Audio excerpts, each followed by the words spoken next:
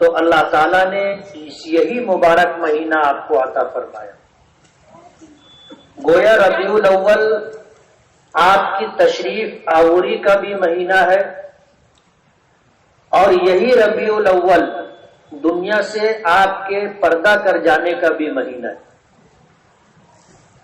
یہ اللہ تعالیٰ کی حکمت اور مصلحت ہے. اللہ ہی بہتر جانتا ہے کہ اللہ تعالیٰ نے اس مہینے کا انتخاب کیوں فرمایا. آج اس مجلس میں جو بات مجھے عرض کرنی ہے وہ یہ کہ آپ کی آمد کو اور آپ کی تشریف بری کو ربیع الاول کے اس مہینے سے بہت خاص مناسبت ہے. آپ کے تشریف لانے سے پہلے دنیا کے حالات کیا تھے؟ اگر سیرت کی کتابیں آپ نے پڑھی ہوں گی، علماء کرام سے سنا ہوگا، تو آپ کو اندازہ ہوگا کہ جس زمانے میں اللہ نے آپ کو مبعوث فرمایا تھا اور جس زمانے میں اللہ تعالیٰ نے آپ کو نبوت اور رسالت کے مقام اعلیٰ پر فائز فرمایا تھا، وہ زمانہ جاہلیت کہلاتا تھا.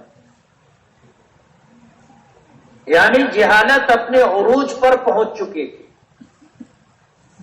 اخلاق نام کی چیز کہیں نظر نہیں آتی تھی. انسانیت، ہمدردی، خیرخواہی، یہ جذبہ ختم ہو چکا تھا. اور ہم نے یا مسلمانوں نے اسے زمانہ جاہلیت کا نام نہیں دیا. اس مہینے کو جاہلیت کا زمانہ مورخین نے قرار دیا ہے، جن کی نظر ماضی میں بھی تھی اور جن کی نظر حال پر بھی تھی. انہوں نے وہ زمانہ بھی دیکھا تھا جس زمانے میں انبیاء کرام علیہ الصلوۃ والسلام تشریف لائے. انہوں نے حالات بھی دیکھے تھے کہ ماضی کے حالات کیا تھے اور آج کے حالات کیا ہے. زمانہ جاہلیت کا تفصیل سے تذکرہ کرنے کا موقع نہیں ہے اور وقت بھی اس کی اجازت نہیں دیتا. سیرت کا عنوان اور سیرت کا موضوع کوئی ایسا موضوع نہیں ہے کہ ہم گھنٹے 2 گھنٹے میں شروع بھی کریں اور اسے مکمل بھی کر لیں، بلکہ یہ سدا بہار موضوع ہے. کسی نے کہا ہے کہ زمانہ چاہیے اس طول داستاں کے لیے، سفینہ چاہیے اس بحر بے کراں کے لیے، زمانہ چاہیے اس طول داستاں کے لیے.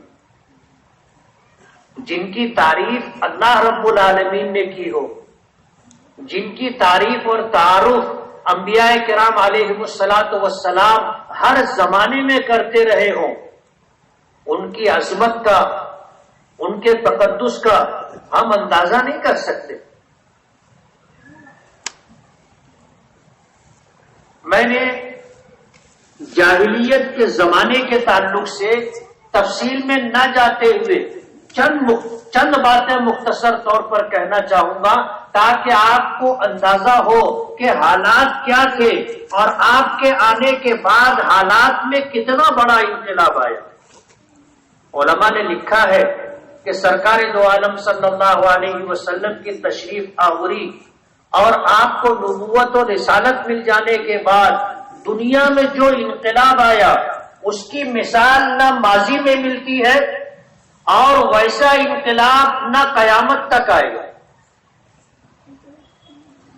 ایک بے مثال انقلاب 23 سال کے عرصے میں دنیا میں جو تبدیلی آئی تھی اور جاہلیت کے زمانے میں رہنے والے لوگوں نے انسانیت کا سبب جو سیکھا تھا، نہ ماضی میں وہ بات ملتی ہے اور نہ قیامت تک اس طرح کے حالات اور تبدیلی اور انقلاب آ سکتا ہے. آپ اندازہ کریں جہالت اس حد تک تھی، انسانیت، ہمدردی، خیرخواہی کا جذبہ اس طرح ختم ہو گیا تھا کہ لوگ اپنی گود کے بچے کو، اپنی صلبی اولاد کو قتل کر دیا کرتے. بیٹی پیدا ہوتی تھی اس کو زندہ درگور کر دیا کرتے. طور پر ہم لوگ یہ سنتے ہیں کہ لوگ اپنی بیٹیوں کو دفن کر دیا کرتے تھے، جبکہ قرآن کریم میں ایک نہیں کئی مقامات پر اللہ پاک نے اس بات کا تذکرہ کیا کہ وَلَا تَقْتُلُوا أَوْلَادَكُمْ خَشْيَةَ إِمْلَاقٍ، کہ اپنے بچوں کو تنگ دستی اور محتاجگی کے خوف سے قتل مت کرو۔ گھر میں اولاد پیدا ہوتی تھی، باپ اپنے ہاتھوں سے اپنے بیٹے کو قتل کر دیتا تھا، گھر میں بیٹی پیدا ہوتی تھی، باپ اپنے ہاتھوں سے اپنی بیٹی کو زندہ دفن کر دیا کرتا تھا۔ اس سے زیادہ جہالت کی، اس سے زیادہ سنگ دلی کی اور اس سے زیادہ خرابی کا ہم تصور بھی نہیں کر سکتے۔ آج بھی وہ حالات نہیں ہیں جو زمانے جاہلیت میں تھے۔ مثال کہیں کہیں ملتی ہے، لیکن ایسی سنگ دلی، ایسی درندگی اور ایسا ظلم جو زمانے جاہلیت میں تھا، الحمدللہ آج بھی نہیں۔ اس سے آپ اندازہ کر سکتے ہیں کہ حالات کیا تھے جب جہالت اپنی حد تک پہنچ گئی، ظلم اور درندگی اپنی انتہا پار کر چکی، نرم دلی، رحم دلی، انسانیت اور خیرخواہی کا جنازہ نکل چکا۔ ایسے حالات میں ہمارے آقا سرکار دو عالم صلی اللہ علیہ وسلم تشریف لائے۔ آپ نے لوگوں سے فرمایا انا رحمت مہدات، میں وہ رحمت ہوں جو اللہ پاک نے ہدیے کے طور پر قیامت تک آنے والے انسانوں کو عطا کی۔ علماء نے لکھا ہے کہ آپ کا نام بھی رحمت ہے، آپ کی ذات بھی رحمت ہے، آپ کی تعلیمات بھی رحمت ہے۔ اور 23 سال کے عرصے میں سرکار دو عالم صلی اللہ علیہ وسلم نے جو انقلاب برپا کیا تھا، وہ انقلاب تاریخ کا ایک حصہ ہے۔ ہم مسلمان ہیں، اس لیے اپنے نبی کی، اپنے رسول کی، اپنے آقا کی، اپنے سردار کی ہم تعریف کرتے ہوں، ایسا نہیں ہے۔ ہمارے آقا ہماری تعریف کے محتاج نہیں ہے۔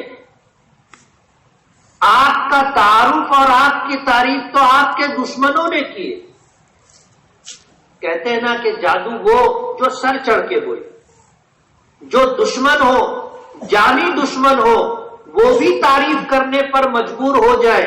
یہ نبی کریم صلی اللہ علیہ وسلم کی سیرت کا حصہ ہے، اور آپ ہی کے ساتھ یہ بات مخصوص ہے۔ نبی کریم صلی اللہ علیہ وسلم کا نام بھی رحمت ہے اور بابرکت ہے۔ ہمیں اندازہ نہیں ہے، نہ ہم نے آپ کے نام کی برکت کو، آپ کی ذات کی برکت کو اور آپ کی تعلیمات کی برکت کو یقین کے ساتھ جاننے سمجھنے کی کوشش نہیں کی۔ اللہ تعالیٰ نے آپ کو رحمت بنا کر کے بھیجا تھا۔ قرآن کریم میں اللہ نے فرمایا کہ اے محمد صلی اللہ علیہ وسلم، ہم نے آپ کو تمام عالموں کے لیے رحمت بنا کر کے بھیجا ہے۔ صرف یہ دنیا نہیں، تمام عالم، عالم ارواح کہو، ماں کا پیٹ کہو، یہ دنیا کہو، قبر کا زمانہ کہو، عالم آخرت کہو، سرکار دو عالم صلی اللہ علیہ وسلم کی ذات رحمت ہی رحمت ہے۔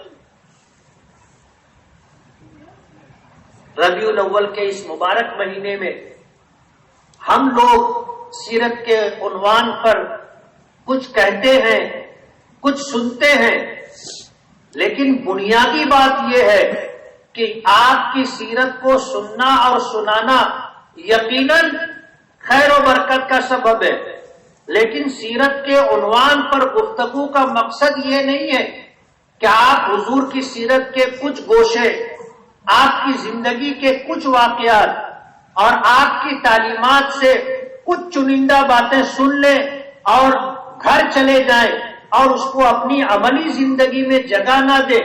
سیرت کا مقصد یہ نہیں. ہم سیرت کا جلسہ اس لیے کرتے ہیں کہ اگر زمانے جاہلیت میں آپ کی ذات سے، آپ کی تعلیمات سے، آپ کے طور طریقے سے انقلاب آیا تھا تو وہ انقلاب ہماری زندگیوں میں بھی آنا چاہیے. اگر اس زمانے کے لوگوں نے آپ کی تعلیمات سن کر کے اپنے اندر تبدیلی پیدا کی تھی تو ہمیں بھی اپنے اندر تبدیلی پیدا کرنی ہوگی. ہم کوئی اس لیے سیرت کے جلسوں میں کہتے اور سنتے نہیں ہیں کہ بس ایک تفریح ہے، وقت گزاری ہے، نہیں، بلکہ آپ کی سیرت کے کچھ گوشوں کو اگر لوگوں کے درمیان رکھا جاتا ہے تو اس لیے تاکہ عام مسلمان، آپ سے محبت رکھنے والا، آپ پر ایمان رکھنے والا اور آپ کی تعلیمات کو اپنے لیے نجات سمجھنے والا اسے اپنائے اور اسے اپنی زندگی میں جگہ دے. صرف سن لینا اور سن کر کے چلے جانا اور بھول جانا، فراموش کر دینا، یہ ہماری نجات کے لیے کافی نہیں ہوگا. اور اگر کہا جائے کہ سرکار دو عالم صلی اللہ علیہ وسلم کی تعلیمات ہی اصلاح معاشرہ کی بنیاد ہے تو غلط نہیں ہوگا. 1% بھی اس میں فرق نہیں ہے. اگر زمانہ جاہلیت بدل سکتا ہے اور درندگی انسانیت میں تبدیل ہو سکتی ہے، جو لوگ اپنے بچوں کو قتل کرتے تھے، بچیوں کو زندہ درگور کیا کرتے تھے، اگر وہ لوگوں کی بچیوں کو پالنے لگ جائے، لوگوں کے بچوں کی سرپرستی کرنے لگ جائے، ظاہر بات ہے یہ تبدیلی معمولی تبدیلی نہیں ہے. حضرت حکیم ابن حزام رضی اللہ تعالیٰ مشہور صحابی سرکار دو عالم صلی اللہ علیہ وسلم کی خدمت میں آئے اور آ کر کے کہنے لگے کہ اللہ کے رسول، میں نے 300 بچیوں کو پالا ہے، یعنی جن کے یہاں بیٹی پیدا ہوتی تھی اور ماں باپ اسے زندہ دفن کرنا چاہتے تھے تو میں جا کر کے ان سے گزارش کرتا تھا کہ اس بچی کو تم دفن مت کرو، تم مجھے دے دو، میں اس کی پرورش کروں گا، میں اس کی ضرورت پوری کروں گا، اور جب یہ شادی کی عمر کو پہنچ جائے گی تو اس کی شادی میں کروں گا، سارا خرچہ میں برداشت کروں گا، آپ اس بے زبان بچی کو دفن مت کرو. ایسے 300 بچیوں کی میں نے پرورش کی اور جب وہ شادی کی عمر کو پہنچ گئے تو میں نے ان کی شادیاں کروائی. اللہ کے رسول، میں نے 100 غلام آزاد کیے، مجھے اس پر کیا ملے گا؟ اللہ کے رسول صلی اللہ علیہ وسلم نے فرمایا کہ اسلمت علی ما اسلفت، کہ تم نے جو بھلائی کے کام کیے ہیں اللہ نے اس کی برکت سے تمہیں اسلام اور ایمان کی دولت عطا کی. یہ تو دنیا میں ملنے والا انعام ہے، آخرت میں اللہ پاک کیا دیں گے ہم اس کا اندازہ بھی نہیں کر سکتے. ایک جان کا بچا لینا، ایک جان کا بچا لینا اس زمین کا بہت بڑا عمل، بہت مقبول عمل ہے. اگر نبی کریم صلی اللہ علیہ وسلم نے یہ فرمایا کہ قتال المؤمن کفر فسوق کسی مسلمان کو گالی دینا فسق ہے اور اس کو قتل کرنا کفر ہے، اگر کوئی کسی کی بچی کی پرورش کرتا ہے اس کی جان بچا کر کے، آپ سوچو تو کتنی بڑی نیکی اور کتنا مقبول عمل اللہ کے نزدیک ہوگا. نبی کریم صلی اللہ علیہ وسلم کی تعلیمات سے انقلاب آیا. ایسے لوگ جن پر لوگ حکومت کرنا پسند نہیں کرتے تھے، اس زمانے کی سپر پاور طاقت قیصر اور کسرا جیسے آج امریکہ اور روس ہے، اس زمانے کی ایسی طاقتیں تھیں، وہ عربوں پر حکومت کرنا پسند نہیں کرتے. یہ ایسے لوگ تھے. لیکن جب نبی کریم صلی اللہ علیہ وسلم تشریف لائے اور پھر ان عربوں میں سے کچھ لوگوں نے اسلام قبول کیا تو اللہ نے وہ عزت دی کہ پھر اللہ نے جن پر لوگ حکومت کرنا پسند نہیں کرتے تھے اللہ نے ان کو حکومتیں عطا کی. حضرت عمر فاروق رضی اللہ تعالی عنہ کے متعلق آتا ہے کہ ان کے زمانے میں 25 لاکھ مربع میل پر مسلمانوں کی حکومت تھی. 25 لاکھ مربع میل. ہندوستان بھی اتنا بڑا نہیں، اور پرانا ہندوستان آپ جوڑ لو گے وہ بھی اتنا بڑا نہیں ہے. جس ہندوستان میں پاکستان بھی تھا، بنگلہ دیش بھی تھا، برما اور نیپال بھی تھا، اس کا بھی آپ اگر اس کی مسافت اور اس کے حدود دیکھو گے وہ بھی 25 لاکھ مربع میل. اللہ نے اتنی بڑی حکومت عطا کی تھی. یہ صرف اسلام کی اور نبی کریم صلی اللہ علیہ وسلم کی تعلیمات کی برکت ہے. آج اگر ہم محروم ہیں، پسماندہ ہیں، ذلیل ہیں اور لوگوں کا ظلم و ستم جھیل رہے ہیں تو یہ اس وجہ سے کہ جو نجات کا، عزت کا، سربلندی کا، کامیابی کا، کامرانی کا ذریعہ تھا ہم نے اسے چھوڑ دیا. جن چیزوں کو اختیار کر کے اور جن چیزوں کو اپنی زندگی میں جگہ دے کر کے صحابہ کرام نے حکومت کی تھی، آج ہم نے ان تمام چیزوں کو چھوڑ دیا تو ہم محکوم ہو گئے. پہلے ہم حاکم تھے، ہم آج محکوم ہو گئے، اور ہمارے حالات اس طرح کے ہو گئے ہیں کہ اب کوئی ہمیں خاطر میں لانا بھی پسند نہیں کرتا. کوئی گنتی نہیں رہ گئی ہماری. اور اس دنیا میں اللہ پاک کا ضابطہ ہے وَأَمَّا مَا يَنْفَعُ النَّاسِ فَيَمْكُثُ فِي الْأَرْضِ فَأَمَّا الزَّبَدُ فَيَذْهَبُ جُفَاءً. سمندر کے پانی پر جو جھاگ ہوتا ہے اللہ پاک نے فرمایا اس کا مقدر ہی مٹ جانا ہے اور ختم ہو جانا ہے. لیکن جو چیز نفع بخش ہوتی ہے اس کی ذات کے لیے، اس کے گھر والوں کے لیے، سماج کے لیے، شہر کے لیے، اپنے ملکوں کے لیے، انسانیت کے لیے اللہ پاک انہیں باقی رکھتا ہے، عزت دیتا ہے، سربراہی اور حکومت عطا کرتا ہے. آج ہم لوگوں میں حکومت کرنے کے لیے جو صلاحیتیں چاہیے وہ صلاحیت ہم میں نہیں رہ گئی. ظاہر بات ہے یہ اللہ کا بنایا ہوا نظام ہے. یہ پوری کائنات اللہ نے پیدا کی ہے اور اس کائنات کی ایک ایک مخلوق کو اللہ پاک نے پیدا کیا ہے. ظاہر بات ہے ہم ایک چھوٹا سا باغ لگاتے ہیں، ہم ایک چھوٹا سا گھر بناتے ہیں، ہم ایک چھوٹا سا کاروبار شروع کرتے ہیں تو ایسے آدمی کے ہاتھ میں اختیار نہیں دیتے جو گھر کو تباہ و برباد کر دے، جو گلشن کو اجاڑ دے، جو کاروبار کو نقصان اور خسارے سے دوچار کر دے. ہم اس کے ہاتھ میں اختیار نہیں دیتے. ہم اس کو اختیار دیتے ہیں جو گھر کو سنوار سکتا ہے، باغ کو بنا سکتا ہے، حفاظت کر سکتا ہے، جو کاروبار کو چلا کر کے کاروبار کو ترقی دے سکتا ہے. ہم اس کو اختیار دیتے ہیں اور اس کے ہاتھ میں ان چیزوں کی باغ ڈور دیتے. اللہ تعالیٰ نے جب اتنی بڑی دنیا بنائی اور اس میں بے شمار مخلوقات اللہ نے پیدا کی تو اس دنیا کا نظام ایسے لوگوں کو اللہ کیسے دے گا جو ایک گھر چلانے کی صلاحیت نہیں رکھتے، جو اپنے بیوی بچوں کا حق ادا نہیں کرتے، جو اپنے ماں باپ کی اطاعت و فرما برداری نہیں کرتے، جو اپنے پڑوسیوں کے حقوق ادا نہیں کر سکتے، جو اپنے سماج کے لیے، اپنے شہر کے لیے کوئی نفع بخش کام نہیں کر سکتے. اللہ ان کو اقتدار اور حکومت کیسے دے گا؟ آج اس موقع پر اسی نقطے پر ہمیں غور کرنا چاہیے.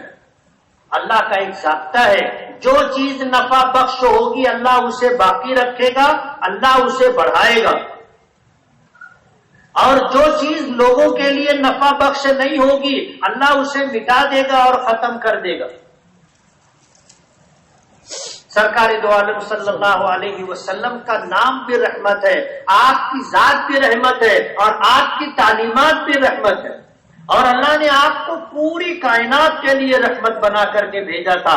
آپ نے خود فرمایا انا رحمت مہداج، میں اللہ کی رحمت ہوں جو اللہ نے ہدیے کے طور پر قیامت تک آنے والے انسانوں کو عطا کی، اور ہم ہیں کہ اپنے آقا کی نام کی، ذات کی اور تعلیمات کی برکت سے محروم ہیں۔ اگر ہمارے پاس یہ سب کچھ نہیں ہوتا اور ہم تباہی و بربادی سے دوچار ہوتے تو ظاہر بات ہے پھر کچھ کہنے کی بھی جگہ نہیں، لیکن آج ہمارے پاس سب کچھ موجود ہونے کے باوجود آج ہم محروم ہیں،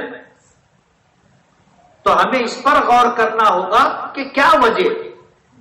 جب کامیابی کی کنجی ہمارے پاس تھی، ترقی کا زینہ ہمارے پاس تھا، نفع بخش تعلیمات ہمارے پاس تھی، اور لوگوں میں مقبولیت اور لوگوں میں عزت کا ذریعہ ہمارے پاس تھا، سب کچھ ہونے کے باوجود اگر ہم محروم ہیں تو کیوں؟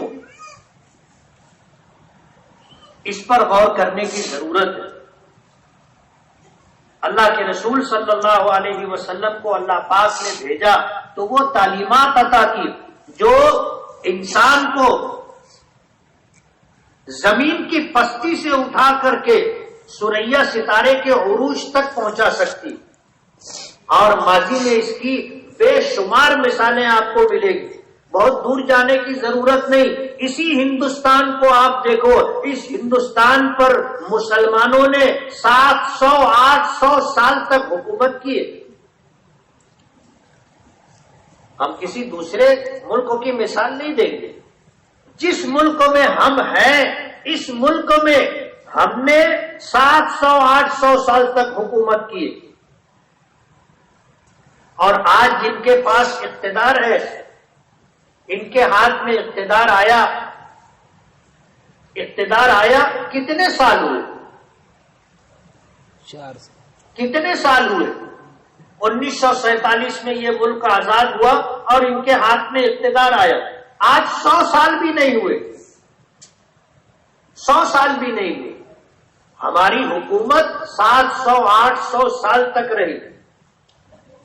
ظاہر بات ہے اقتدار اور حکومت اللہ نے اگر ہم سے واپس لی ہے تو اس کی کوئی وجہ ہوگی، کوئی سبب ہوگا، ورنہ اللہ پاک کسی کے ساتھ ظلم نہیں کرتے، زیادتی نہیں کرتے۔ اگر بگڑا ہے تو ہم نے اپنے ہاتھوں سے بگاڑا ہے، اگر ہم محروم ہوئے ہیں تو محرومی کے اسباب اور وسائل ہم نے اختیار کیے تھے، اللہ نے ہم کو محروم نہیں کیا، ہم نے محرومی کا راستہ خود چنا۔ اللہ نے کامیابی کا راستہ، ناکامی اور محرومی کا راستہ بتا دیا تھا، ہم نے اپنی مرضی سے محرومی اور ناکامی کے راستے پر چلنا شروع کر دیا، تو ظاہر بات ہے ہم تو ناکام ہو گئے، محروم ہو گئے۔ نبی کریم صلی اللہ علیہ وسلم نے زندگی کی کامیابی کی کون سی تعلیم نہیں ہے جو ہمیں نہیں دی؟ ابھی آپ نے نبی کریم صلی اللہ علیہ وسلم کے اخلاق کا وہ واقعہ سنا جو آپ نے اپنی دودھ شریک بہن، رضائی بہن شیمہ رضی اللہ تعالی عنہا کے ساتھ کیا۔ آپ اندازہ کرو حضور کی تعلیمات کیا ہے۔ جب مکہ فتح ہوا اور مکہ فتح ہونے کے بعد قبیلہ طے کے لوگ گرفتار کر کے آپ کی خدمت میں لائے گئے۔ قبیلہ طے وہ قبیلہ ہے جس قبیلے کے سردار کا نام حاتم طائی تھا، نام سب نے سنا ہوگا، حاتم طائی۔ وہ حضور کے زمانے سے پہلے کا شخص تھا، کچھ پہلے کا، یعنی اس کی اولاد حضور کے زمانے میں موجود تھی۔ جب مکہ فتح ہوا اور قبیلے طے کے لوگ جو کفر اور شرک پر زندگی گزار رہے تھے اور جنہوں نے حضور سے مقابلہ کیا تھا، مسلمانوں سے مقابلہ کیا تھا، شکست سے دوچار ہوئے، ہار گئے، تو ان کے مرد اور عورتیں گرفتار کر کے حضور کی خدمت میں لائے گئے۔ نبی کریم صلی اللہ علیہ وسلم نے دیکھا کہ ایک بچی ہے جو جوانی کی دہلیز پر قدم رکھ رہی ہے اور اس کے سر پر دوپٹہ نہیں۔ حضور نے اپنی کملی، اپنا بڑا رومال یا اپنی چادر جو کاندھے پر آپ نے رکھی تھی وہ دی اور کہا کہ اس بچی کے سر پر رکھ دو، اس کا سر ڈھانک دو۔ لوگ کہنے لگے اللہ کے رسول وہ کافر کی بیٹی ہے اور آپ کی چادر اور کملی ایسی ہے کہ اس کے ایک ایک تار کے اوپر رحمت کی مہر لگی ہوئی ہے، ہم اس کافر کی بیٹی کے سر پر کیسے رکھے؟ تو ہمارے آقا نے فرمایا تھا بیٹی کسی کی بھی ہو بہرحال بیٹی ہوتی، اور میں بیٹیوں کو، امت کی بیٹیوں کو جو عزت کا مقام دینے کے لیے آیا ہوں، میں یہ برداشت نہیں کر سکتا کہ کسی کی بیٹی ننگے سر رہے۔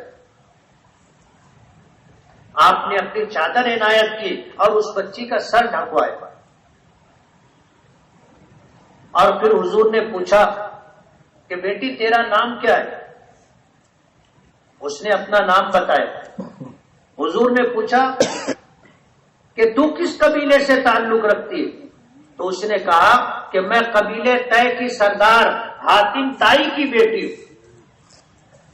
تو حضور نے فرمایا کہ بیٹی میں نے سنا ہے کہ تیرا باپ بہت سخی تھا۔ تو اس نے کہا کہ ہاں میرا باپ بہت سخی تھا۔ تو حضور نے فرمایا کہ جا، تجھ کو تیرے باپ کی سخاوت کی وجہ سے آزاد کرتا ہوں،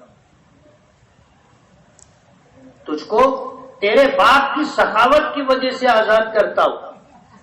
تو اس بیٹی نے، اس لڑکی نے یہ بات کہی کہ میں تنہا آزادی قبول نہیں کروں گی، اگر آپ میرے قبیلے کی تمام عورتوں کو آزادی دو گے تو میں آزادی قبول کروں۔ تو حضور نے فرمایا کہ جا، تجھے تیرے باپ کی سخاوت کی وجہ سے اور تیرے قبیلے کی تمام عورتوں کو تیری انسانی ہمدردی کی بنیاد پر آزاد کرتا ہوں۔ ظاہر بات ہے جن کو گرفتار کر کے لایا گیا تھا وہ غلام بنائے جاتے، وہ باندیاں بنائی جاتی، اللہ کے رسول صلی اللہ علیہ وسلم نے انہیں آزادی عطا کی۔ پورا قبیلہ آپ کے اس عمل کی وجہ سے اسلام میں داخل ہو گیا۔ حضرت شیمہ رضی اللہ تعالی عنہ کا واقعہ سنا، بچپن کا زمانہ تھا جب حضور چند سال کے تھے، دودھ پینے کے لیے قبیلے بنو سعد میں آپ کو بھیجا گیا تھا، اور قبیلے بنو سعد کی خاتون حلیمہ، قبیلے کی وجہ سے جن کو سعدیہ کہا جاتا ہے، حلیمہ سعدیہ، انہوں نے آپ کو قبول کیا تھا۔ اور وہ ایک تفصیلی واقعہ ہے کہ اس قبیلے کی عورتیں قبیلے میں روزگار نہ ہونے کی وجہ سے مکہ مکرمہ آتی تھی اور لوگوں کے بچوں کو دودھ پلانے کے نام پر لے کر کے جاتی تھی۔ قبیلے کی فصیح و بلیغ زبانیں اور قبیلے کی شجاعت اور بہادری کے اوصاف ان بچوں میں پیدا بیدار کرنے کی کوشش کی جاتی تھی، اس کے لیے بچوں کو دیا جاتا تھا۔ تاریخ میں آتا ہے جب قبیلے بنو سعد کی عورتیں مکہ مکرمہ آئی تو سب نے سرداروں کا، مالداروں کا گھر دیکھا۔ عبد المطلب مکے کے سردار رہے تھے اور ان کے گھر سرکار دو عالم صلی اللہ علیہ وسلم کی ولادت باسعادت ہوئی تھی۔ آپ کے والد حضرت عبداللہ کا انتقال ہو چکا تھا، آپ یتیم تھے، اور یتیمی بھی ایسی کہ باپ کے رہتے ہوئے آپ کی ولادت باسعادت نہیں ہوئی، باپ کا مدینے میں انتقال ہو گیا تھا، اس کے بعد نبی کریم صلی اللہ علیہ وسلم کی ولادت مبارکہ ہوئی تھی۔ تو یتیم ایسے تھے کہ نابالغی میں باپ کا انتقال نہیں ہوا تھا، باپ کا انتقال آپ کے آنے سے پہلے ہو چکا تھا، اور وہ زمانہ ایسا تھا کہ لوگ اپنی اولاد کی قدر نہیں کرتے تھے، دوسروں کی اولاد کے سر پر کون ہاتھ رکھتا؟ لوگ اپنے بچوں کو مار ڈالتے تھے، بچیوں کو دفن کر دیتے تھے۔ ایسے زمانے میں ایک یتیم بچے کی نگہداشت، پرورش اور پرداخت، اس کی سرپرستی کون کرتا؟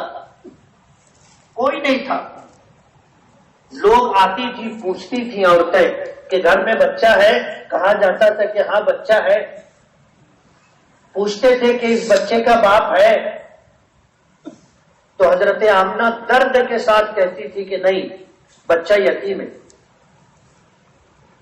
آنے والی عورتیں سوچتی تھی باپ نہیں ہے، ان کا گزر بسر مشکل ہوگا، ہمیں کیا ملے گا یہاں سے، چلی جاتی۔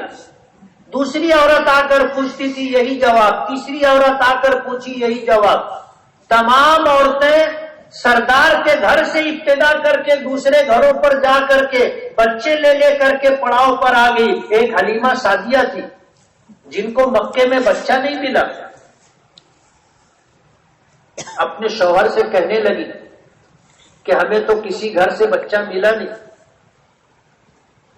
ہماری حالت دیکھ کر کے کسی نے ہم کو بچہ دیا نہیں، کیا وہ یتیم بچہ جس کو کسی نے قبول نہیں کیا ہم اس کو لے آئے تو کیسا رہے گا؟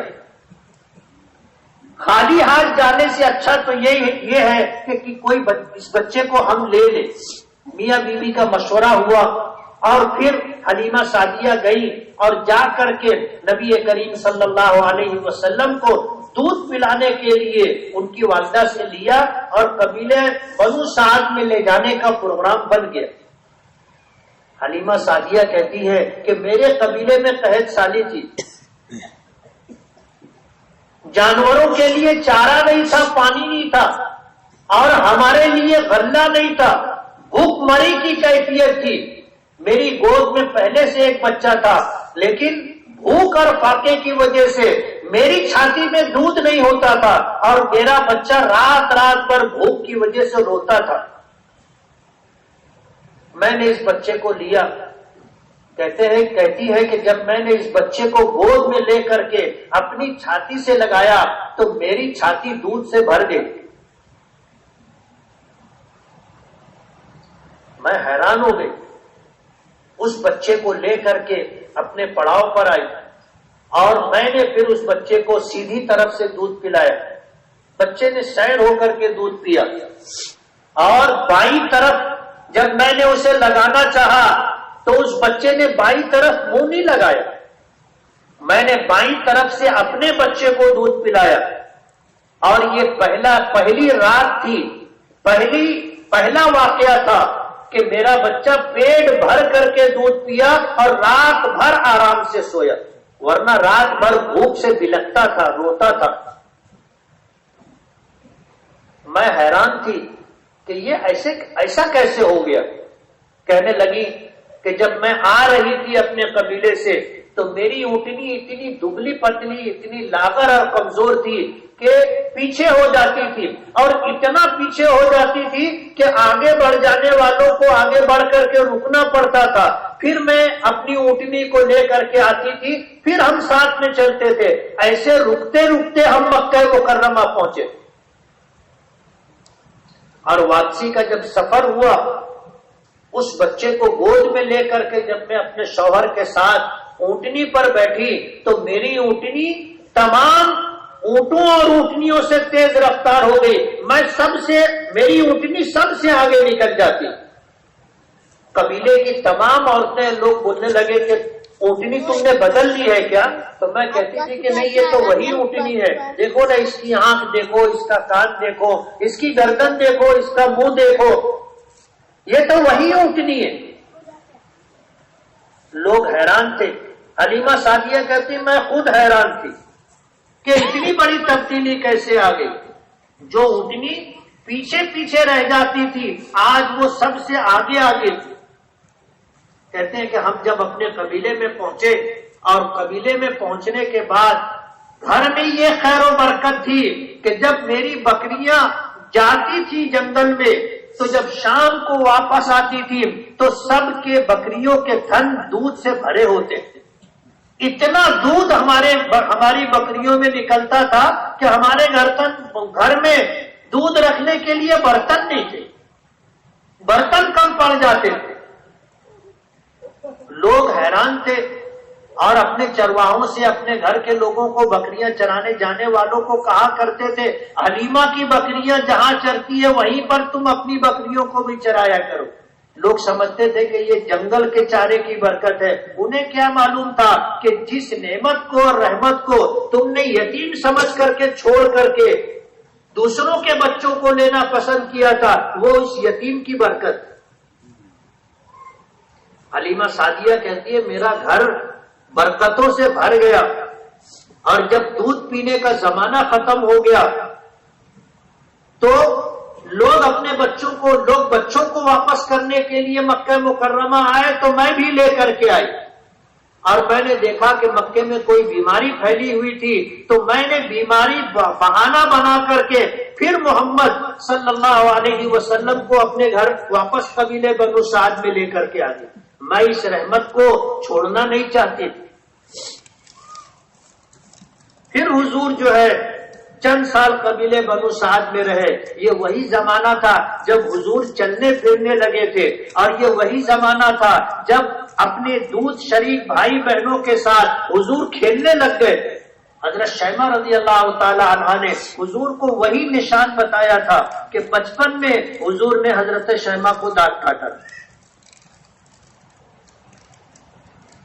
ظاہر بات ہے یہ آپ کی برکت تھی اور حضرت شیمہ کو یاد تھا. اور جب گرفتار کر کے لائی گئی تو انہوں نے کہا کہ تمہارے جو سردار اور امیر ہیں وہ میرے بھائی ہیں. کسی کو یقین نہیں آتا. ظاہر بات ہے جب مکہ فتح ہوا اور اطراف کے سارے قبائل جب فتح ہو گئے تو لوگ گرفتار کر کر کے لائے جا رہے تھے. انہی میں آپ کی دودھ شریک بہن شیمہ بھی تھی. حضور کی خدمت میں آئی, صحابہ کرام نے خبر دی. اللہ کے رسول صلی اللہ علیہ وسلم نے اپنی بہن کے ساتھ جو حسن سلوک کا معاملہ کیا تھا وہ تفصیل آپ نے سنی ہے, میں دہرانا نہیں چاہتا.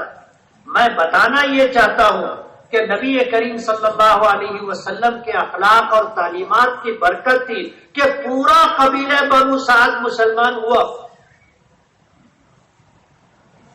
آج ہمارے اخلاق کہاں ہیں؟ ابھی آپ نے سفیان سے یہ بات سنی کہ حضور نے اپنی دودھ شریک بہن کے ساتھ جو سلوک کیا تھا آج ہم اپنی حقیقی بہن کے ساتھ بھی وہ سلوک نہیں کرتے. ہم لوگوں کا حق ضائع کرنے لگے تو یہ حالات ہمارے ہو گئے. اور جب ہم لوگوں کا حق دیا کرتے تھے تو اللہ نے ہم کو دینے والا بنایا تھا. آج ہم جب لوگوں کا حق دینا ہم نے بند کر دیا, لوگوں کا حق مارنے لگے تو اللہ نے ہمیں بھی محروم کر دیا. آپ دیکھ لو جو لوگ اپنے بھائی بہنوں کو حق نہیں دیتے وہ کبھی پھلتے پھولتے نہیں ہیں, اور جو لوگوں کا حق ادا کرتا ہے اپنا مال جو اللہ نے دیا ہے خرچ کرتا ہے تو اللہ اس کا بدل دیتا ہے. بخاری شریف کی روایت ہے, صبح ہوتی ہے شام ہوتی ہے ایک فرشتہ دعا بھی دیتا ہے بد دعا بھی دیتا ہے. وہ فرشتہ کہتا ہے اللہم, دعا دیتا ہے اللہم آت منفقا خلفا, اے اللہ خرچ کرنے والے کو بدل عطا فرما, وآت ممسکا تلفا, اور روک روک کر کے رکھنے والے کو اس کے مال کو برباد کر دے. اور ہوتا ایسا ہی. آپ دیکھ لو جس کنویں سے پانی نکالا جاتا رہتا ہے اس میں پانی آتا رہتا ہے. آج آپ پانی نکال لو شام تک لگے گا کنواں خالی ہو رہا ہے, تہ تک پانی چلا جاتا ہے. رات گزرتی ہے صبح دیکھو پانی کا لیول پھر وہی ہوتا ہے جو کل تھا, پھر وہ سارا پانی نکال لیا جاتا ہے, پھر دوسرے دن اتنا پانی آ جاتا ہے. اگر پانی نہ نکالا جائے تو اس میں پانی بڑھتا ہے, جو پانی کا لیول رہتا ہے وہی رہتا ہے. ایک دن, ایک ہفتہ, ایک مہینہ, ایک سال, کیا برسوں آپ چھوڑ دو پانی کی سطح بڑھے گی نہیں بلکہ ہر دن پانی کی سطح کم ہوتی جائے گی. ایک وقت آئے گا جو کنواں ایسا ہوتا ہے کہ پانی نہ نکالا جائے اس میں پانی آنا بند ہو جاتا ہے. سو بند ہو جاتی ہے، خشک ہو جاتی ہے۔ فرشتہ دعا دیتا ہے اللہ خرچ کرنے والے کو بدل عطا فرما، روک کر رکھنے والے کے مال کو تباہ و برباد کر دے۔ ظاہر بات ہے فرشتے کی دعا اور بد دعا دونوں قبول ہے، فرشتے کی دعا اور بد دعا دونوں قبول ہے۔ سرکار دو عالم صلی اللہ علیہ وسلم کی ذات گرامی ایسی تھی کہ آپ کا نام ہو، آپ کی ذات ہو، آپ کی تعلیمات ہو، اس میں برکت ہی برکت۔ بخاری شریف میں امام بخاری رحمت اللہ علیہ نے 20 واقعات ذکر کیے ہیں برکت کے۔ غزوہ خندق کا موقع تھا اور مکہ مکرمہ مدینہ منورہ 3 طرف سے محفوظ تھا۔ 2 طرف کھجور کے گھنے باغات تھے، ایک طرف پہاڑی سلسلہ تھا، ایک طرف میدانی علاقہ تھا جدھر سے مکے والوں کی فوج آ سکتی تھی۔ حضرت سلمان فارسی رضی اللہ تعالی عنہ نے مشورہ دیا تھا کہ فارس میں اپنی حفاظت کے لیے خندق کھودی جاتی ہے۔ انہوں نے کہا کہ اس راستے میں اگر خندق کھود دی جائے تو کوئی لشکر، کوئی فوج آ نہیں سکے۔ حضور نے ان کے مشورے کو قبول کیا اور ہر 10 آدمی پر نبی کریم صلی اللہ علیہ وسلم نے ایک مقدار مقرر کر دی کہ 8 گز چوڑی، 10 گز گہری اور 10 گز لمبی خندق کھودنے کا ہے، تم 10 لوگوں کی ذمہ داری۔ خود نبی کریم صلی اللہ علیہ وسلم بھی خندق کھودنے والوں میں شریک تھے۔ عجیب و غریب واقعات پیش آئے۔ مجھے جو واقعہ ذکر کرنا ہے وہ یہ کہ فاقے کی حالت تھی، فاقے کی حالت تھی، لوگوں کے پاس کھانا نہیں تھا، کئی وقت کا فاقہ تھا۔ ایک صحابی آئے اور آ کر کہنے لگے اپنے پیٹ پر سے کپڑا اٹھایا تو حضور نے دیکھا کہ ان کے پیٹ پر پتھر بندھا ہوا تھا۔ جب آدمی کئی وقت کا بھوکا ہوتا ہے تو جھک جاتا ہے، اور پتھر اس لیے باندھا جاتا ہے کہ کمر سیدھی رہے۔ انہوں نے اپنے پیٹ پر سے کپڑا ہٹا کر کے دکھایا تو پتھر بندھا ہوا تھا۔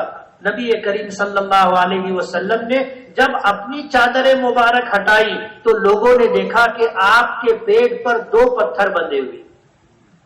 ایک صحابی ہے حضرت جابر رضی اللہ تعالی، انہوں نے دیکھا حضور کے چہرے مبارک کی نقاہت اور چہرے کی کیفیت کو دیکھا، گھر آئے اور اپنی بیوی سے کہا کہ تجھ کو خدا کی قسم، تجھ کو اللہ کی قسم ہے، اگر گھر میں کھانے کے لیے کچھ ہوگا تو بچا کر کے مت رکھنا۔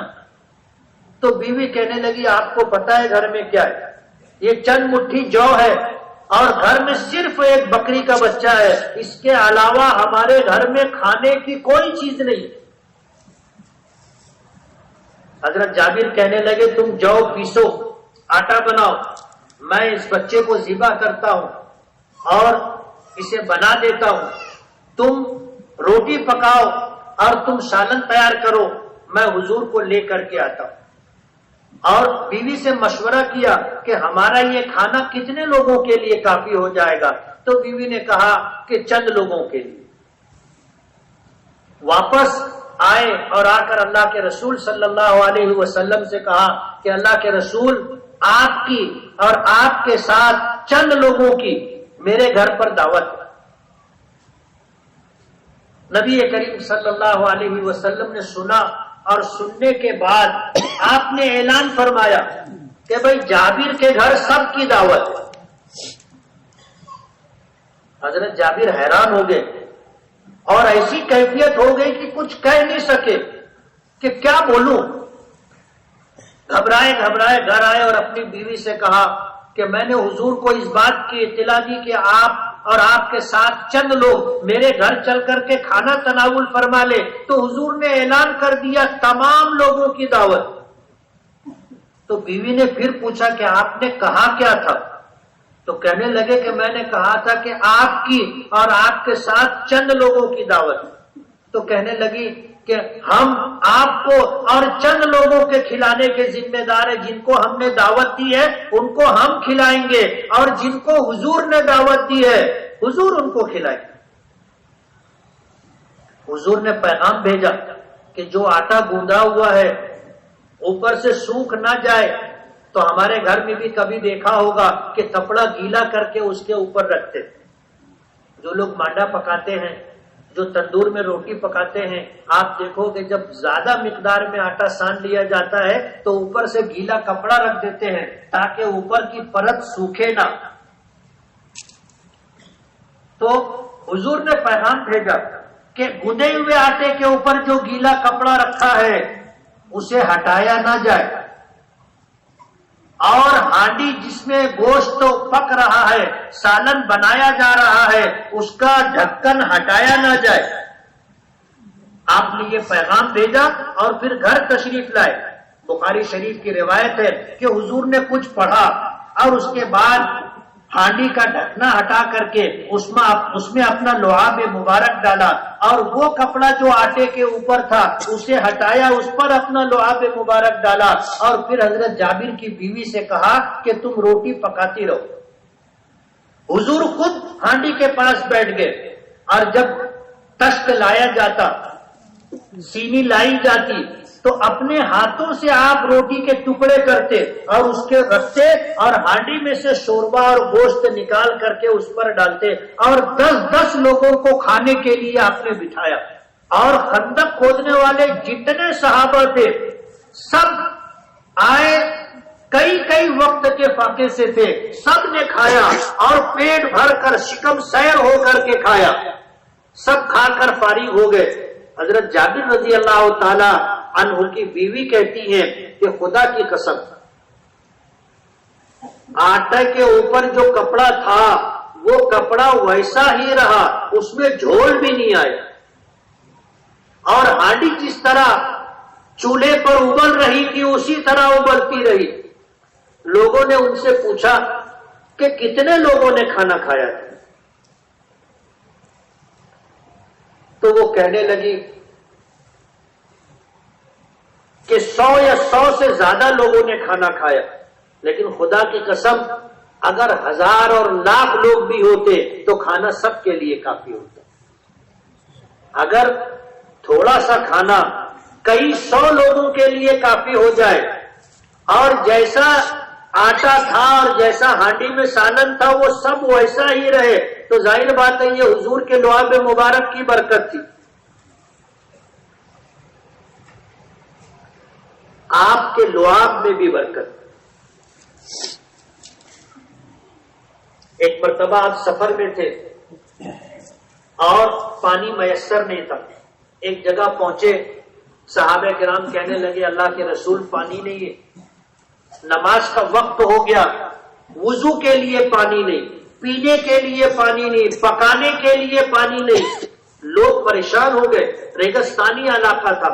نبی کریم صلی اللہ علیہ وسلم سے گزارش کی، حضور نے فرمایا کہ بھائی اپنا اپنا مشکیزہ اور پانی کا برتن لاؤ۔ لوگ لے کر کے آئے تو حضور نے سب کے برتن کو الٹا کیا، قطرے چند قطرے پانی اس میں سے نکلے۔ امام بخاری رحمت اللہ علیہ نے لکھا ہے کہ پھر نبی کریم صلی اللہ علیہ وسلم نے اس پانی پر اپنا ہاتھ رکھا اور انگلیاں اس طرح کشادہ کی، تو انگلیوں کے درمیان سے جڑ میں سے پانی کا چشمہ ابلنے لگا اور برتن پانی سے بھر کر کے بہنے لگا۔ سب لوگ اپنا مشکیزہ بیٹھ کر کے بھرنا شروع کر دیے، سب نے مشکیزہ بھر لیا۔ ایک شخص تھے جن کو نہانے کی حاجت تھی، انہوں نے بالٹی بھر لی اور جا کر کے غسل کیا، اور پانی جیسا تھا ویسا ہی رہا۔ یہ ہے آپ کی ہاتھوں کی برکت۔ ایسا ہی ایک واقعہ پیش آیا، سفر میں تھے، حضرت علی حضرت زبیر رضی اللہ تعالی عنہ کو حضور نے بھیجا کہ جاؤ پانی تلاش کرو۔ وہ جس سمت گئے انہوں نے دیکھا دور تک کہیں پانی نہیں تھا۔ ایک عورت کو دیکھا جو اونٹنی پر سوار چلی آ رہی تھی اور اس کی اونٹنی کے دونوں طرف پانی کا مشکیزہ لٹکا ہوا تھا۔ انہوں نے اس کو روکا اور پوچھا کہ پانی کہاں سے لائی؟ تو اس نے کہا کہ کل اس وقت میں جہاں تھی یعنی 24 گھنٹے کی مسافت پر پانی ہے. اونٹ اگر 24 گھنٹہ چلے تو کتنی مسافت طے کرے گا؟ اتنی دور پر پانی ہے، وہاں سے میں پانی لے کر کے آ رہی. اب ظاہر بات ہے 24 گھنٹے کی مسافت ہے، وہاں جا کر کے پانی لانا وقت اجازت نہیں دیتا تھا. انہوں نے اس عورت سے کہا کہ ہمیں پانی دے دو. اس نے کہا کہ میں پانی نہیں دوں. حضرت علی نے اس اونٹنی کی رکاب پکڑ لی اور اسے لے کر کے حضور کی خدمت میں آئے.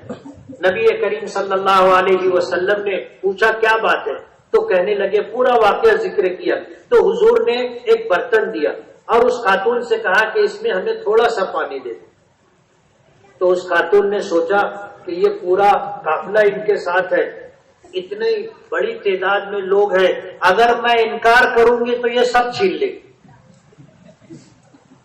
یہ چھین لیں گے، میں ایک تنہا عورت پانی بچا نہیں سکوں گی. تو اس نے سوچا کہ یہ اچھا ہے کہ وہ ایک برتن دے کر کے پانی مانگ رہے ہیں، برتن میں پانی دے دو اور چلو. اب وہ برتن میں پانی لیا اور حضور نے اپنے سامنے رکھا اور کچھ پڑھا اور پھر اپنا دست مبارک رکھا، انگلیاں کشادہ کی، انگلیوں کی جڑ سے پانی ابلنا شروع ہوا. وہ بیٹھ کر کے اونٹنی پر حیرت سے دیکھ رہی تھی کہ یہ کیا ہے. اور اس کے بعد پورے قافلے کے لوگوں نے اپنا اپنا برتن مشکیزہ پانی سے بھر لیا. اور جب سب اپنا برتن بھر چکے تو حضور نے اپنا ہاتھ نکالا اور پانی کا وہ برتن اس عورت کو واپس دیا اور کہا کہ تم نے ہم کو جو پانی دیا تھا واپس لے، واپس دے دیا. اور کہا کہ تم نے ہمیں پانی نہیں دیا، ہم کو پانی کس نے دیا؟ اللہ نے پانی دیا، یہ آپ کے ہاتھوں کی برکت تھی. اس عورت نے دیکھا، حیران ہو گئی. اور اس کے بعد نبی کریم صلی اللہ علیہ وسلم نے صحابہ کرام کو حکم دیا کہ جس کے پاس کھانے کی چیز ہو، جس کے پاس اپنی جسم پر کپڑے کے علاوہ کپڑا ہو، وہ اس عورت کو ہدیے کے طور پر دے. تو لوگوں نے سوکھی روٹی ہے، ستو ہے، گڑ ہے اور اسی طرح جو ہے اپنے کپڑے دیے. اور حضور نے کپڑوں کی گٹھی الگ بندوائی، کھانے کے سامان کی گٹھی الگ بندوائی اور اس عورت کو ہدیے کے طور پر دیا.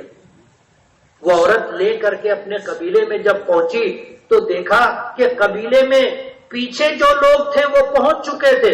وہ سب کہنے لگے تو کہاں تھی؟ تو راستے میں ہم کو دکھی نہیں.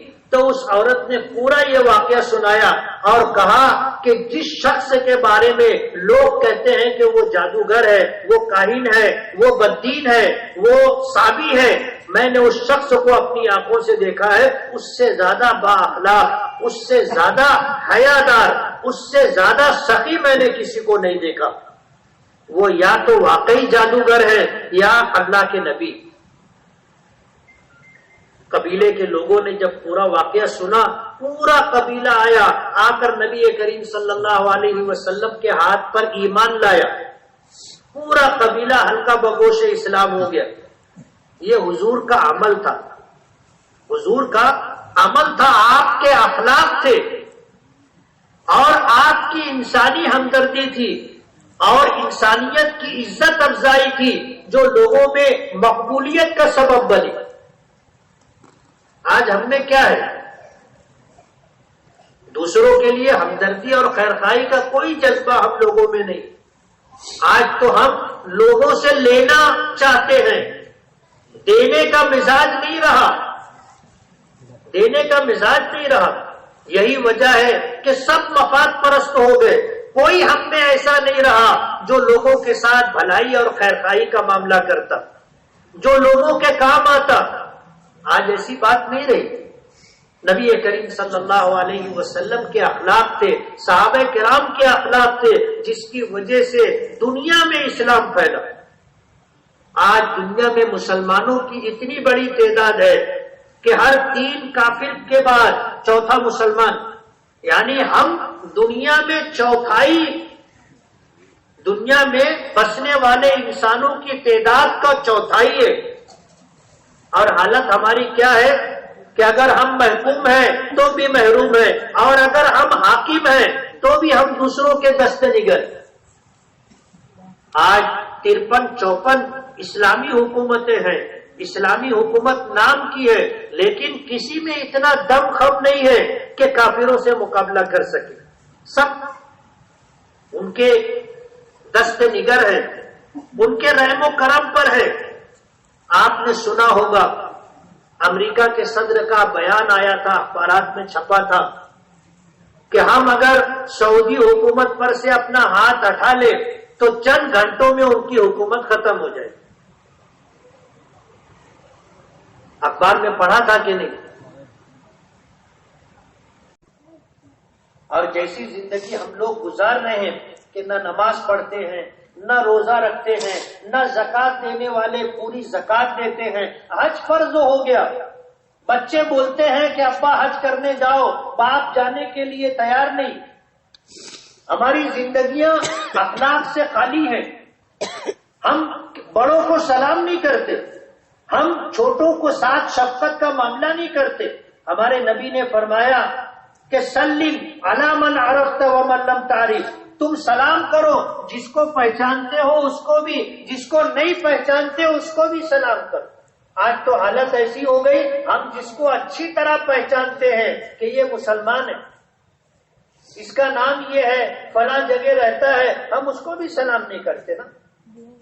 اب جس کو نہیں پہچانتے تو اس کی تو بات ہی جانے دیں۔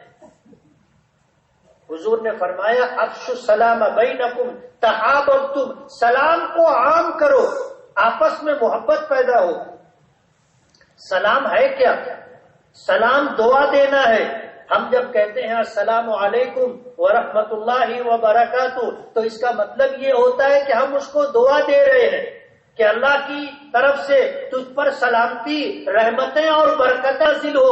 وہ ہم کو جواب میں کہتا ہے وعلیکم السلام ورحمۃ اللہ وبرکاتہ، کہ بھائی تم پر بھی اللہ کی طرف سے سلامتی، رحمتیں اور برکتوں کا نزول۔ کسی مذہب میں اتنا اچھا سلام نہیں ہے۔ ایسی یعنی سلام کا اس سے اچھا طریقہ آپ کو کہیں نہیں ملے گا، کہیں نہیں ملے گا، یہ صرف اسلام ہے۔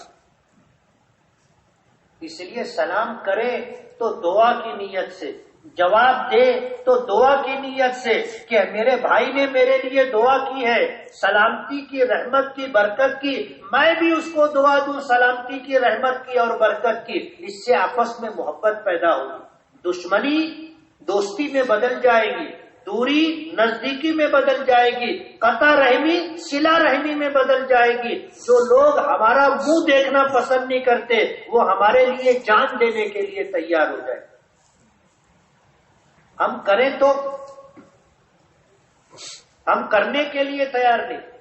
ہمارے نبی نے فرمایا من لم یرحم صغیرنا ولم یؤقر کبیرنا فلیس منا، جو ہمارے چھوٹوں پر رحم نہ کرے، جو ہمارے بڑوں کی عزت نہ کرے، وہ میرے طریقے پر نہیں ہے، اس کا مجھ سے کوئی تعلق نہیں۔ آج اگر سماج اور معاشرے میں ہمارا بچہ کوئی غلط کام کر رہا ہے، اگر کوئی دوسرا شخص اس کو منع کرے تو ہم جھگڑا کرنے کے لیے پہنچ جاتے کہ تم کو میرا ہی بچہ دکھا، تمہارے بچے نہیں دکھتے تم کو۔ حالات ایسے ہو گئے۔ ایک صحابی حضور کی خدمت میں آئے اور آ کر پوچھا کہ ای الاعمال افضل یا رسول اللہ، اللہ کے رسول اعمال میں بہترین اور افضل عمل کون سا ہے؟ تو حضور نے فرمایا بھوکے کو کھانا کھلانا، ننگے کو کپڑا پہنانا اور سلام کو عام کرنا۔ آج ہم دعوت کا انتظار کرتے، کسی کو کھانے کے لیے بلاتے نہیں، اور ہمارے گھر میں جو پکتا ہے ہم نے اپنے بچپن میں دیکھا، ہوتا یہ تھا کہ گھر میں کچھ پکا تو پڑوس میں کچھ لوگوں کے یہاں ایک ایک پیالی بھیجا جاتا تھا۔ بڑی عمر کے جو لوگ ہیں وہ بتائیں گے کہ ایسا تھا کہ نہیں تھا۔ آج تو ایسا ہے کہ ہمارے گھر میں کیا پک رہا ہے بازو والے کو پتہ نہیں چلنا چاہیے، دینا تو بہت دور کی بات ہے۔ پہلے ایسا ہوتا تھا کہ کسی کے یہاں اگر آٹا نہیں ہے یا کم پڑ گیا، چکی سے پیس کر کے نہیں آیا، تو بلا تکلف بھگونی بھیج دیتے تھے کہ ایک بھگونی آٹا دے دو، لوگ دیتے تھے، اور جب آٹا پیس کے آتا تھا تو واپس بھی کیا جاتا تھا، یعنی لینا دینا ہوتا تھا۔ حضور نے فرمایا تہادو تحابو، آپس میں لیتے دیتے رہو، محبت پیدا ہو۔ پڑوسی کے حقوق ادا کرنا، پڑوسی کے ساتھ ہمدردی اور خیرخواہی کرنا، ہر مسلمان کے ساتھ ہمدردی اور خیرخواہی کا جذبہ رکھنا، یہ میرے نبی کی سیرت اور یہ میرے نبی کی تعلیم اور طریقہ ہے۔ یہ سب کچھ ہم نے چھوڑ دیا۔ آج دشمن تو ہمارے دشمن ہے ہی، جو مسلمان ہے، جو ہمارا پڑوسی ہے، جو ہمارا رشتہ دار ہے، وہ بھی ہمارا دشمن ہے۔ کیوں؟ ہمارے اعمال بدل گئے، ہم نے جو نبی کا طریقہ تھا وہ سب چھوڑ دیا، تو ظاہر بات ہے اس کی جو برکتیں تھی وہ سب ختم ہو گئی۔ ان چیزوں کو رواج دینے کی ضرورت ہے، ان چیزوں کو چلن میں لانے کی ضرورت ہے، ان چیزوں کو عام کرنے کی ضرورت ہے۔ آپ کر کے دیکھو، آپ کر کے دیکھو، اللہ کتنی عزت اور کتنی برکت عطا کرے گا اندازہ نہیں کر سکتے۔ اور اس میں انتظار نہیں کرنے کا کہ میرے ساتھ میرا دوست بیٹھا ہے، یہ پہلے مجھ کو چائے پلائے، نہیں، اپنی ذات سے شروعات کرنے کا۔ ہماری مائیں اور بہنیں بھی سن رہی ہیں، وہ انتظار نہ کرے کہ بازو والے کی طرف سے ایک پیالی میں کچھ آئے گا تو میں دوں گی، نہیں، آپ کے یہاں جو پکے آپ بھیجیے، بھیج کر کے دیکھو، دشمنی دوستی میں بدل جائے گی، اور پڑوسی جو ہم سے ناراض ہوتے ہیں یہ ناراضگی محبت میں بدل جائے گی۔ آپ کر کے تو دیکھو، دوسروں کے دکھ سکھ میں ہمدردی اور خیرخواہی کے ساتھ شرکت کرو، حالات بدل جائیں گے۔ اور جب مسلمان غیر مسلم لوگوں کے ساتھ یہ رویہ اختیار کرے گا تو جو آج ہم کو دیکھنا پسند نہیں کرتے، کل وہ ہم کو اپنے سر پر بٹھائیں گے۔ اپنی ذات سے شروعات کرو، اللہ اس کے رسول کی تعلیمات پر عمل۔ نماز پڑھیں گے نا، آپ نماز پڑھو، اللہ روزی میں برکت دے گی، دعاؤں کو قبول کریں گے، دعاؤں کو قبول کریں گے۔ جو اللہ کے گھر پر جاتا ہے وہ کبھی محروم نہیں رہتا۔ آج تو ہمارے یہاں حالات ایسے ہیں کہ پوری گلی جس میں 25-50 مکانات ہوتے ہیں، ایک شخص بھی نماز کے لیے مسجد نہیں جاتا۔ آپ دیکھ لو، 100% نمازی تو جانے دو، آج مسلمانوں میں 5 وقت کی نماز باجماعت ادا کرنے والے 2% لوگ بھی نہیں۔ کہاں سے اللہ کی رحمت آئے گی؟ حدیث پاک میں آتا ہے اللہ کی رحمت مسجد پر اترتی ہے، اور اللہ کے گھر سے جن لوگوں کا تعلق ہوتا ہے وہاں سے رحمتیں، برکتیں، رزق لوگوں کے گھر تک پہنچتا ہے۔ یہ تو اتنی ساری کوتاہیوں کے باوجود ہم جو جی رہے ہیں، ہم جو کھا رہے ہیں، پی رہے ہیں، جو پہن رہے ہیں، یہ اللہ کی ربوبیت ہے کہ اللہ نے وعدہ کر رکھا ہے کہ پورے سارے عالم کا پروردگار میں ہوں، تو اللہ سب کو کھلاتا ہے، سب کو پلاتا ہے۔ لیکن اللہ کی رحمت اور برکت کس کو ملے گی؟ جو اللہ اس کے رسول کی اطاعت و فرما برداری کرے گا۔ کریں گے نا؟ سیرت النبی صلی اللہ علیہ وسلم کے جلسے کا پیغام یہی کہ ہم اللہ کی اطاعت کریں اور زندگی اپنے نبی کے طریقے پر گزاریں۔ جس دن 100% جانے دو، میں تو یہ کہتا ہوں کہ اگر 15-20% لوگ بھی اس طرح زندگی گزارنے پر آ جائیں جیسی حضور کی سیرت کا تقاضا ہے، اللہ ہمیں حکومت دے دے گا، اقتدار دے دے گا، دنیا میں کوئی ہم پر ہاتھ ڈالنے والا نہیں ہوگا۔ کسی کی ہمت اور جرأت نہیں ہوگی کہ ہمارے خلاف ہاتھ اٹھائے یا زبان کھولے. اللہ اتنی عزت دے گا. اس لیے ہم نے کا ہر شخص ذمہ دار ہے. ہر شخص کوشش کرے، اب بات کرے، نماز پڑھے، اچھے سچ بولے، نہ کرے، بہن بیٹی نظر نہ ہو کہ چھوٹوں کا توڑاؤ کرے، دکھ تو اتنا بڑا جائیں گے حالات کے ہے کر اللہ تو ختم میں اللہ ہمیں احترام اور عطا کرے تو ہاتھ پر آنا ہوگا. اور اگر ہم نے یہ راستہ چھوڑ کر کے اپنی کامیابی کے لیے کوئی دوسرا، بس آپ سے گزارش ہے کہ ہم اپنے اندر تبدیلی لائیں. صرف سننے سے مقصد نہیں پورا ہوگا.